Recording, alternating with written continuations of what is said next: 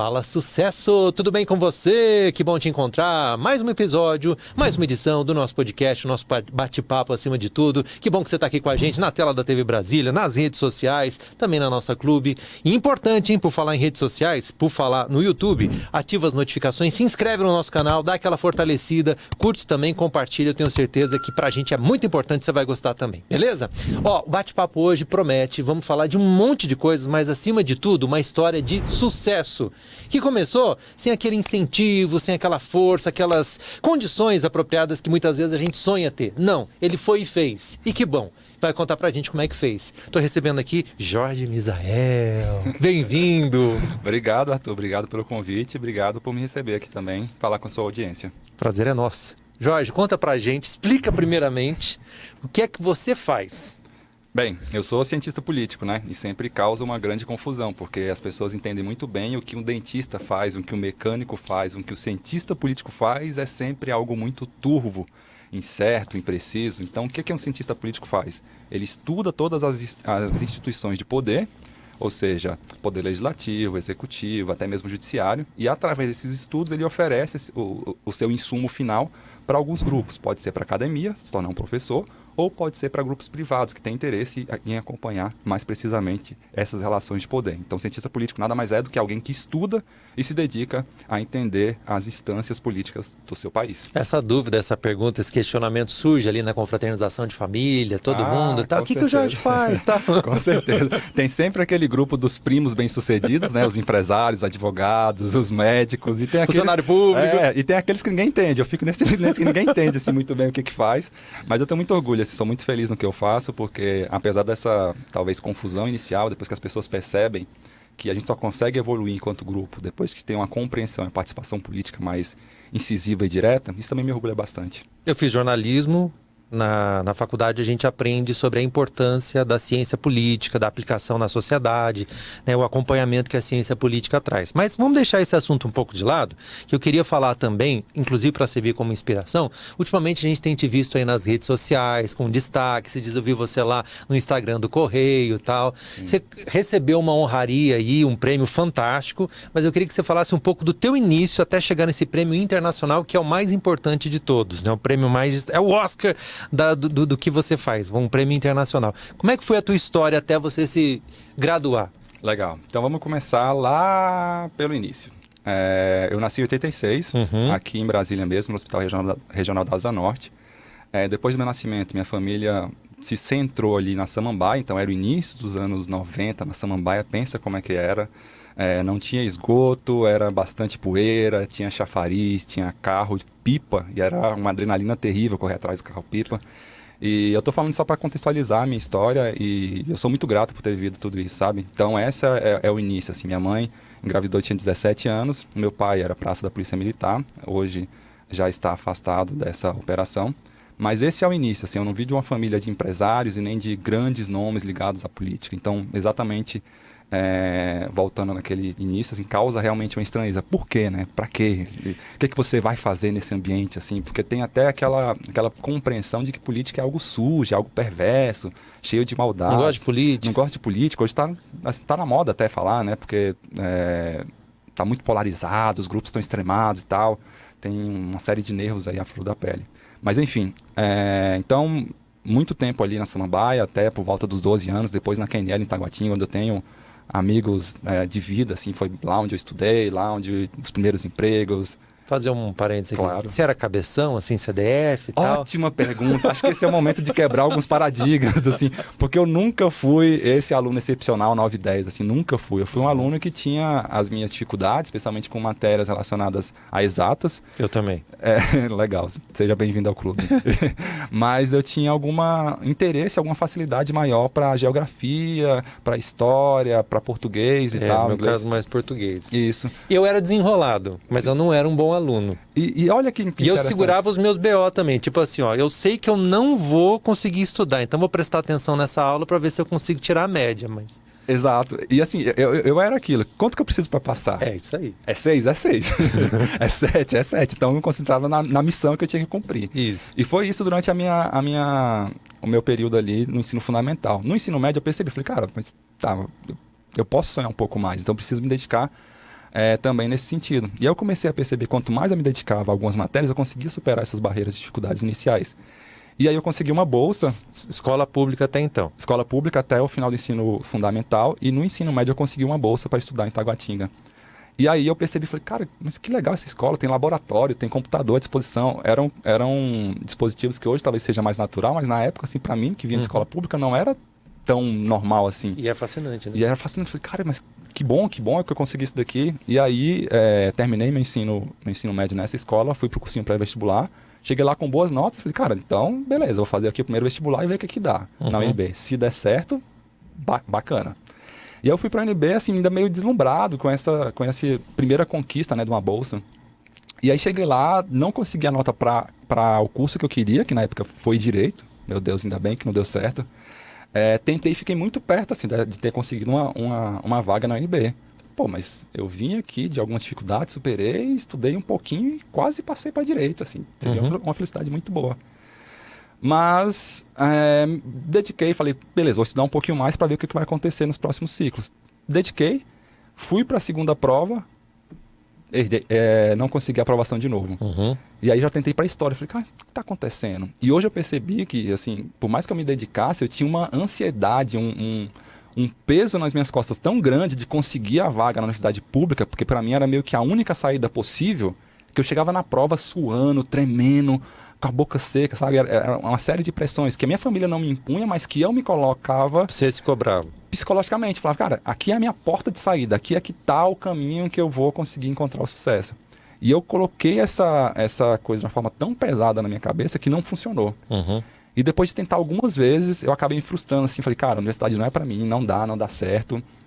Vou dar um tempo, vou parar de estudar em pré-vestibular e vou pensar da vida. E aí arrumei alguns empregos e tal, bicos, e fiquei aqui no Brasil por um tempo. E aí eu estava em Pirenópolis, tenho familiares lá ainda hoje, e a minha madrinha na época falou, olha, a sua prima tá lá, e lá é um bom lugar, na Irlanda, eles pagam em euro custa X, então se você conseguir um emprego lá, mais ou menos você vai conseguir levantar uma grana. Eu fiquei com esse negócio na cabeça, e minha mãe até brincou, falou, vai?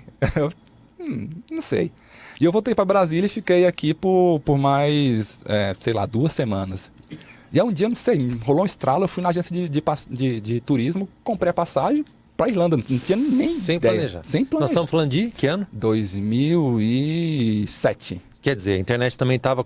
Começando ali. Então mesmo assim, pesquisa e tal, não rede era na minha social não casa, existia. não tinha. Então, comprei a passagem, Dublin, passando por Paris um tempo e tal, beleza. Aí cheguei em casa e falei, mãe, comprei a passagem, vou pra Irlanda. Ah, como assim? Falei, vou pra Irlanda, você brincou, falando, vai, eu tô indo. Quando? Como é que é? Por que você vai e tal? Falei, não tenho perspectivas que, sei lá, vou tentar entender. Assim. E a prima estava sabendo? Ela sabia, ela foi a primeira a saber. Falei, olha, eu vou comprar. Ela falou, compra, pode vir. E aí, o que aconteceu? Eu já tinha estudado aqui inglês há mais ou menos 4, 5 anos, assim, numa sequência também.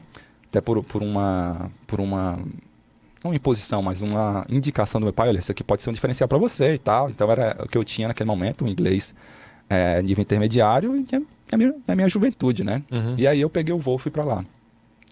Passei por Paris, que foi uma experiência sensacional, assim, até conversava com a Paula agora há pouco. Pensa, um jovem de 20 e poucos anos, andando em Paris, em lugares que ele nunca imaginou, entrando no Louvre, indo no Campo de Marte, Rio Sena, assim, era meio que andar num livro de história. E como eu gostava muito de história, era viver tudo aquilo. A Revolução Francesa, nossa, começou aqui, caiu o Império. Então, assim, foi um negócio, um êxtase tremendo para mim. E aí eu cheguei na Irlanda e comecei a trabalhar com o que tinha, assim, e também é outra gratidão que eu tenho tremenda, assim, tem um trabalho aqui, o cara vai pagar 80 euros para você limpar as calhas da casa dele. Beleza, 80 euros, faz a conversão aí hoje, quanto que daria isso? E aí eu comecei a pegar bico do que tinha, cortar grama, bora, pra fazenda alimentar os cavalos, bora, pra chácara cuidar das vacas, bora. E aí comecei a pegar bastante ritmo nisso daí, e assim, ainda hoje... Eu não sei exatamente como é que está a possibilidade de trabalho lá, mas para minha época, das 4 semanas do mês, se você trabalhasse na sequência, tivesse um trabalho contínuo, uma semana você se sustentava e as outras 3 você poderia guardar ou mandar para o Brasil, que era o que eu fazia. E assim eu fui juntando um dinheiro E eu falei, cara, esse negócio é legal. Esse negócio de ganhar por semana, ganhar em euro, uma moeda forte, é muito interessante. Esses dias tiveram aqui dois convidados, Aham. uma brasileira e ele é malaio. E eles também passaram uma época na Irlanda. E eles comentaram que tem muito brasileiro lá e muita gente que vai com esse perfil de meio estudar, meio trabalhar, tal, etc. Você tinha convivência com outros brasileiros também ou só a sua prima? Tinha. No começo eu morei com ela um tempo, mas depois eu acabei indo morar em outro grupo, assim, uma outra localidade. Mas ainda era o início dessa grande partida de brasileiros jovens para lá. Uhum. Então tinha um número menor do que tem hoje, eu acredito. E como a cidade que eu ficava era Ennis, não era necessariamente a capital em Dublin, então eu tinha contato com um grupo menor, talvez. Você acha que isso te ajudou a ter um foco também? Me ajudou bastante, porque quando você começa a interagir com outros grupos, sei lá, asiáticos, até europeus que não são necessariamente mesmo da Irlanda, você consegue ter uma visão de mundo mesmo. Uhum. Cara, como o mundo é diverso, é diferente, como as A pessoas... cabeça faz assim.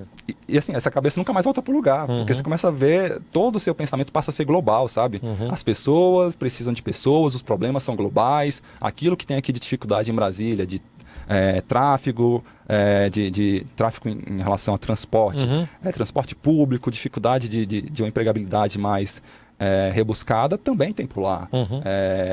Questão de perigos e tal, também tem por lá. Então, assim, todas as grandes cidades, elas enfrentam caminhos Desafios, parecidos. né? Sim. Então, essa ideia de olhar o mundo global foi nesse momento que eu me afastei um pouco desse primeiro grupo que eu cheguei na Irlanda e comecei a olhar para isso. E aí, fiquei lá por esse período de 1 ano e 3 meses, 1 ano e 4 meses. E aí eu cheguei pro meu chefe e falei, cara, o negócio é o seguinte, o irlandês, Paul, o nome dele. Falei, Paul, eu sou brasileiro, cara, tenho 22 anos agora e eu vim pra cá pra trabalhar, assim, trabalhar, estudar, tô estudando. Mas no inverno, já tava chegando no final do ano, vocês têm o hábito de mandar as pessoas embora, assim. Tipo, vai pra lá e fica 2, 3 meses em casa. E pra mim, ficar 2 meses em casa era muito caro, pô. Falei, já mandei meu dinheiro pro Brasil e eu não quero resgatar de volta, sabe? Meu dinheiro tá lá, porque eu tenho uma ideia e usar.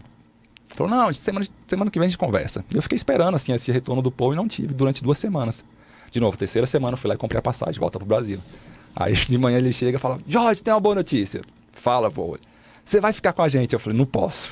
Não posso. Me desculpa, não Já posso. Eu te esperei por 2 semanas, cara. Eu comprei a passagem, eu não posso. Eu tenho que voltar pro Brasil, eu preciso voltar. Ele, pô, por que você não me esperou? Eu falei, não posso, eu agradeço. E aí eu voltei Você pro Brasil. ficaria se ele tivesse falado contigo? Ficaria, assim. Eu acabei conseguindo entender o jogo como deveria. E isso foi muito importante pra mim, sabe? Então eu ficaria por lá se ele tivesse antecipado essa resposta, assim. E teria sido bom? Não sei exatamente se teria sido bom. Acho que eu poderia ter aproveitado, experimentado outras coisas que eu não tive tempo. Porque como eu cheguei muito focado nessa ideia de vou levantar uma grana, vou estudar um pouquinho aqui, daqui a pouco talvez eu tenha que sair, porque tem esse ciclo muito claro, sabe? Verão, outono, inverno. Em inverno, fecha, 3 meses você tá fora. Então assim, eu falei, cara, até o inverno eu tenho que estar muito bem fincado, senão eu vou embora. Era o pensamento da minha cabeça. Então, eu acredito que eu estaria bem, mas eu não sei se eu teria construído as coisas que eu construí, que eu também tenho muita gratidão por aqui. Então, foi bom, foi ótimo, aprendi e durou o tempo que tinha que durar. Aí você chega no Brasil, de volta. Qual que foi o primeiro passo? O primeiro passo foi pegar esse dinheiro, esse passivo que eu tinha colocado, que não era um grande volume de dinheiro, mas sei lá, dava em torno de 50 mil reais, algo parecido com isso, nos valores de hoje. Eu falei, cara, qual era o meu grande sonho quando eu sair daqui? Ter uma casa, porque, afinal, é aquilo que te colocam na cabeça, né? Você vai ter que trabalhar, conseguir se manter nesse trabalho por um tempo, comprar uma casa e financiar essa casa por 30 dias. Tem um padrão ali de treinamento, talvez, social para isso. E aí eu cheguei com esse dinheiro e falei, cara, eu vou comprar uma casa, mas obviamente que esse dinheiro não é suficiente para comprar uma casa. Então eu dei entrada no apartamento e comecei a pagar esse apartamento. Foi o início do meu retorno aqui no Brasil. E aí começa a pressão. Mas você vai fazer o quê? E agora que você comprou, como é que você vai sustentar e tal? Eu arrumei um trabalho em uma loja de roupas populares. E aí fiquei nesse trabalho e comecei a faculdade de Ciência Política, isso daí no início de 2009. Na o quê? Em qual instituição? A universidade? Isso. UDF. Legal. UDF. Legal. UDF. Então, assim, eu percebi, falei, cara, o UNB, não vou quebrar a cabeça mais com aquilo, vou voltar aqui para aquilo que eu posso alcançar agora. É o UDF, tem um curso aqui que mais ou menos se encaixa nas minhas ideias, vou seguir meu caminho por aqui. Então, voltei e cursei na UDF. Legal. Que é aquela história também de meio que destravar, né, a carreira, né? Sim, eu resolvo aqui e vida que segue, vida né? que segue, assim. E você já queria ciências políticas? E aí que tá, ó, quando eu voltei de novo, vem aquilo, né? O pai vai para um lado, a mãe para o outro, e você fica sem saber muito bem. Eu falei, pô, mas não quero ser um advogado, não é a minha, não é o meu perfil, assim, não é aquilo que eu imagino. Também não quero ser um internacionalista, que é o bacharel em relações internacionais. O que me sobra, assim, de mundo que eu não seja necessariamente obrigado a dar aula? Gosto de dar aula, gosto da dinâmica de interagir com pessoas, mas não quero que isso seja realmente uma necessidade profissional. Quero fazer isso como um adicional, se eu tiver interesse. E aí, procurando e tal, lembrando, me resgatei, assim, uma história de quando eu estava no cursinho, conversando com um professor, ele me deu um livro. Nessa dúvida sobre curso, ele falou, cara, dá uma olhada nesse cara. E esse livro era Maquiavel, O Príncipe. E assim, até hoje é o livro de cabeceira de qualquer pessoa que estuda relação de poder, governo, política, tem que ler esse livro, Maquiavel, O Príncipe. E é um livrinho muito curto. E eu me lembrei desse livro e falei, cara, o que esse cara estava querendo dizer? Na hora eu conectei, é ciência política. E aí entrei na UDF em 2009 já com essa ideia, cara, ciência política. Mas não sabia exatamente que tipo de mercado eu iria conseguir sensibilizar com esse curso. Qual é o mercado para quem se forma? O cara terminou ali o curso, o que tem de porta aberta para ele? Legal. Olha, eu via naquele momento, continua agora. Brasília é a capital do Brasil, é a sede dos 3 poderes, legislativo, executivo, judiciário. Tem uma série de organismos internacionais, embaixadas que têm sede aqui. Tem uma série de empresas internacionais que também precisam aqui. Como eu disse lá no início, se o cientista político é aquele profissional responsável por analisar as complexidades do poder e das instituições, e no Brasil a gente tem muitas complexidades, esse é um cenário fértil para esse povo. Então, além disso, tem eleição a cada 2 anos no Brasil, né? A gente tem eleição municipal e tem eleição federal a cada 2 anos casado. Então, assim, existem uma série de possibilidades, e aí vai depender daquilo que você quer enquanto profissional. Eu optei por trabalhar no Legislativo, Legislativo Federal, no Congresso Nacional. Inclusive, trago aqui um livrinho para você. Legal. Princípios Práticos do Congresso Nacional. Nosso livro está na Amazon, que fala um pouco disso, o que é o Poder Legislativo Federal, quais são os processos e as dinâmicas internas, como é que começa uma lei, o que vira uma lei, o que é a medida provisória, o que é uma PEC. Então isso daí é parte da nossa experiência que a gente trouxe aí. É um planeta muito particular, né?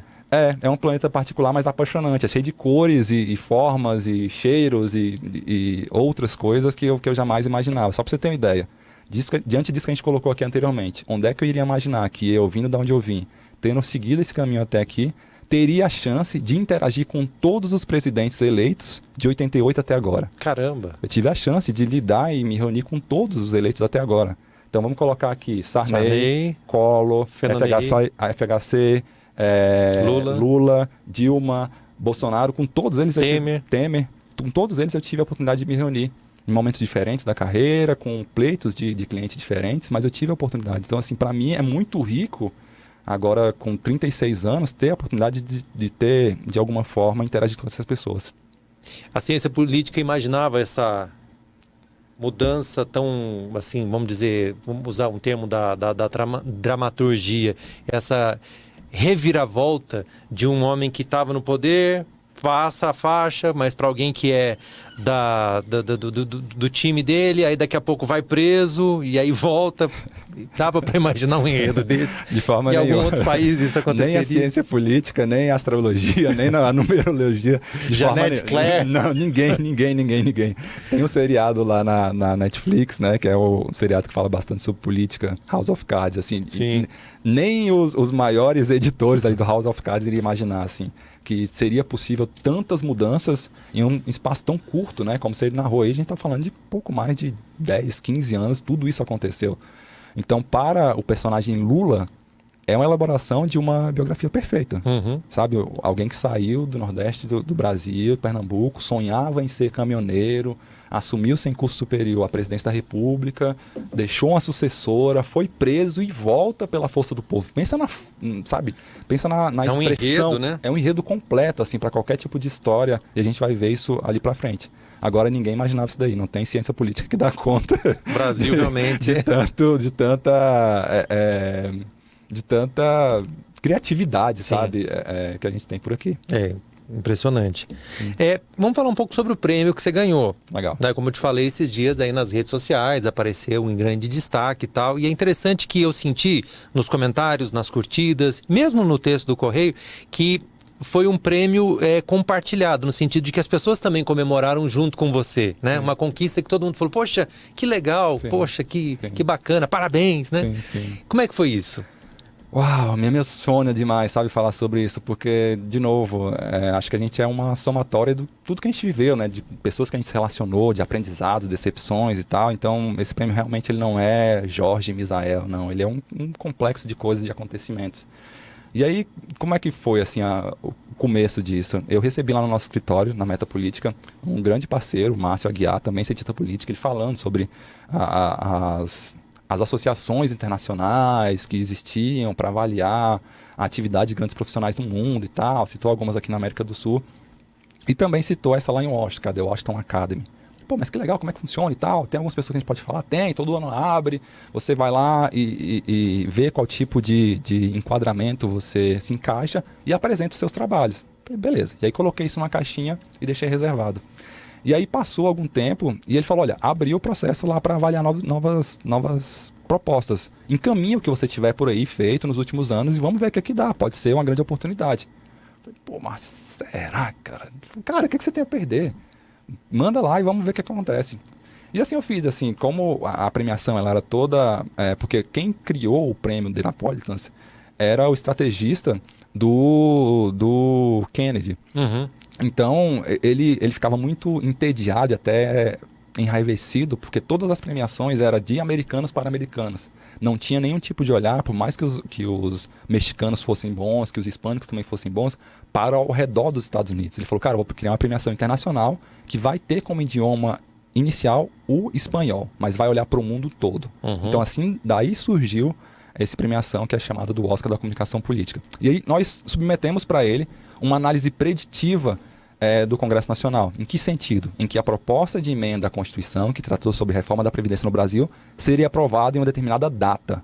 Então a gente falou, nós estudamos aqui os últimos 30 anos de reformulação da nossa Constituição e com base nesses últimos 30 anos, isso deve ser aprovado no dia tal e colocamos para ele. E apresentamos a nossa proposta desse caminho. E aí, dado toda essa criatividade que nós falamos aqui há pouco, não é que o diabo da proposta foi aprovada exatamente no dia que nós colocamos. Assim.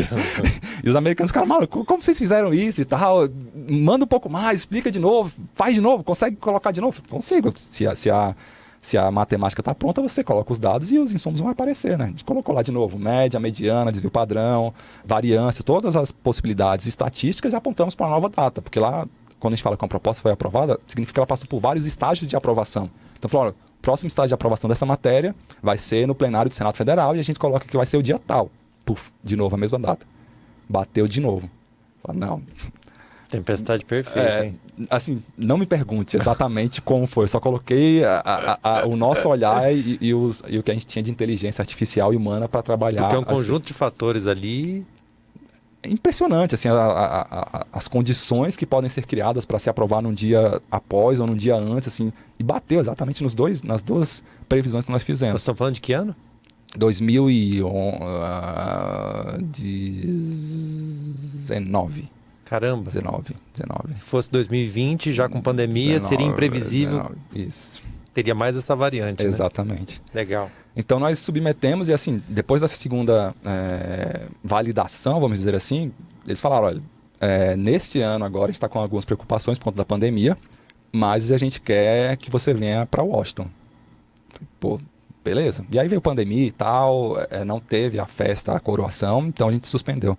Mas em 2021 teve, eles falaram, olha, vem para Washington.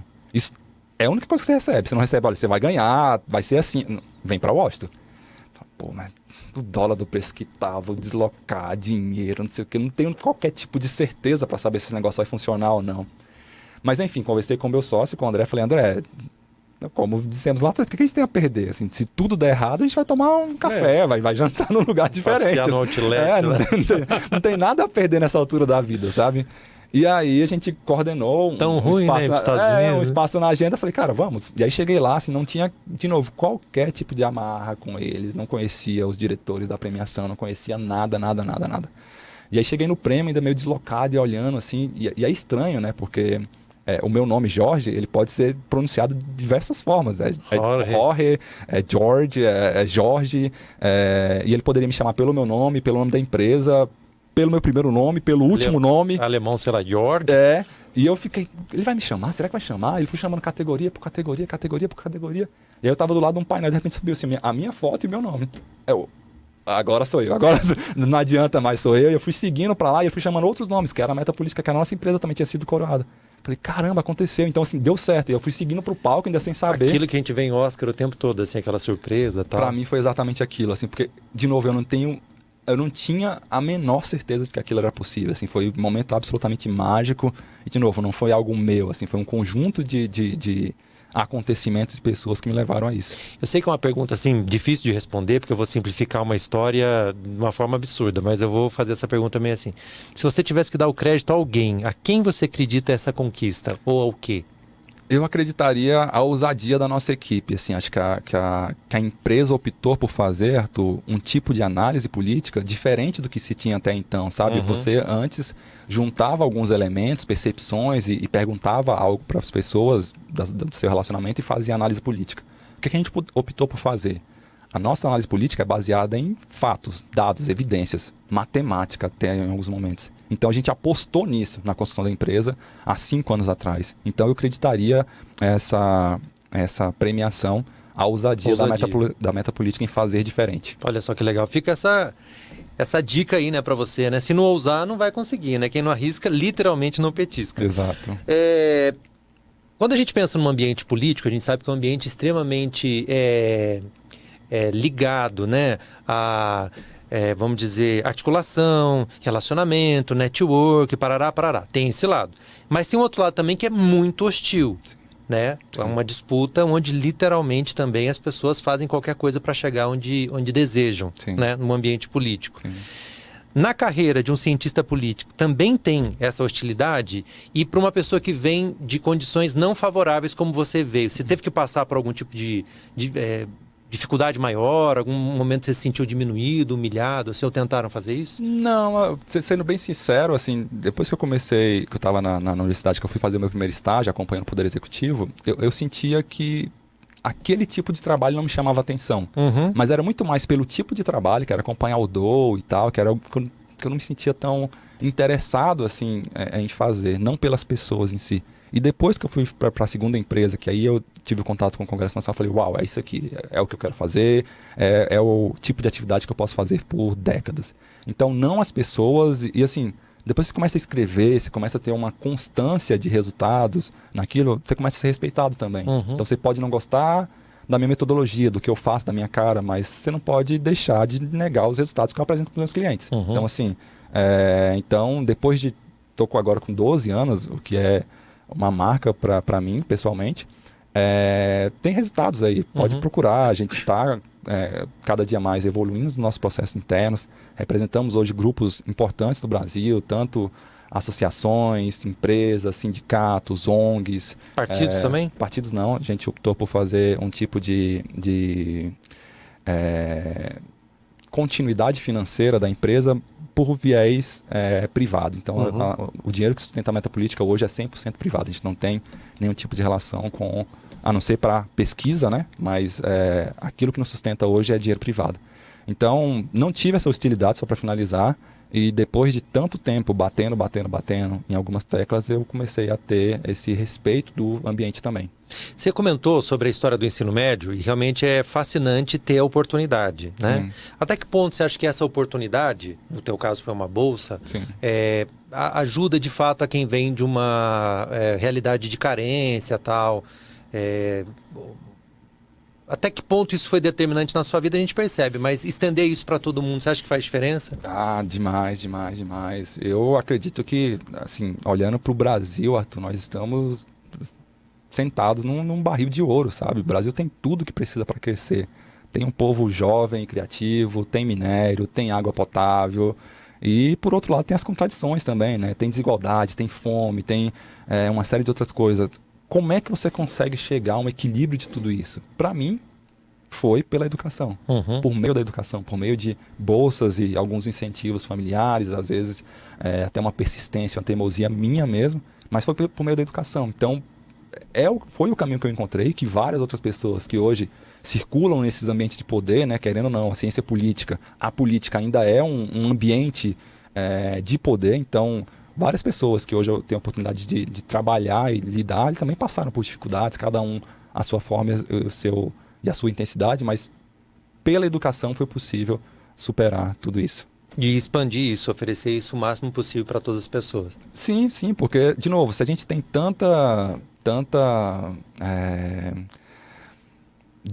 dores, né, enquanto sociedade, como é que a gente pode minimizar isso de alguma forma? Assim, quanto mais pessoas tiverem a oportunidade de ter um ensino de qualidade, acho que fica muito mais equilibrado o jogo. A gente vai poder falar de outras coisas, como justiça social, como emprego qualificado, como renda. Mas a gente precisa ofertar à pessoa a oportunidade de estudar, de se qualificar. Sem isso, não existe qualquer outro debate, sabe? Então, ter a qualificação necessária, ter a oportunidade de frequentar um laboratório com computadores, com a internet, sabe? A gente vive agora na pandemia uma série de coisas que são assustadoras. A gente vê aqui em Brasília, no DF, aqui na Ceilândia, ali por perto, 30 minutos do centro de poder, crianças não poderem frequentar as escolas por conta da pandemia e não ter um dispositivo móvel com internet. Sim. Estamos falando do Distrito Federal. A gente não está falando do Norte ou do Nordeste, a gente está falando do Distrito Federal. A gente está falando de pegar um carro e atravessar o Distrito Federal e chegar ali no pôr do sol. E você vê as pessoas compartilhando celulares. Sim. Porque não pode... Cara, imagina ter aula no celular, abrir exercício, sabe? Então isso me angustia e acho que no fundo é isso que eu sou. Sou um brasiliense angustiado com essas coisas. De estar sentado no barril de ouro e às vezes ver as pessoas brigando ali pelo osso, passando fome. Então, colocando aqui como uma ponte possível de se ascender e de se melhorar a vida, a educação, sem dúvida, é um caminho muito importante. E como é que você imagina que uma criança que está tendo esse tipo de dificuldade na hora do vamos ver do vestibular vai ter as mesmas condições para passar, né? De novo, precisa ser ajudado, né? Tá aí a necessidade de a gente se envolver diretamente com essas possibilidades de oferecer aulas de reforço, oferecer bolsas, oferecer incentivos outros para que essas pessoas não percam o tesão e a vontade de estudar, sabe? Você vai estudar hoje sobre Revolução Francesa, como a gente colocou. Você vai colocar um professor num quadro negro e um giz na mão. A gente está falando da era da informação. Cadê os óculos? 4G, sabe? Então, assim, a gente tem dificuldades que ainda me deixam... O que está faltando nesse país para a gente estralar e crescer enquanto grupo, sabe? A gente acompanhou de alguma forma uma eleição em que grupos rivais duelavam, sabe, com muita raiva um pelo outro. Mas, meu amigo, você está no Brasil. Se você torcer para o Brasil afundar, você vai junto, sabe? Isso aqui é um grande transatlântico. A gente precisa crescer e melhorar o país como um todo. Então, essa é a minha dificuldade, assim, em ver oportunidades de um lado, como eu citei, água, minério, petróleo, tudo isso, e também dificuldades tão fortes quanto essa que a gente citou aqui, de fome, desemprego, falta de educação, falta de oportunidade. Poxa, que legal, gostei muito desse bate-papo, presente, princípios práticos do legislativo.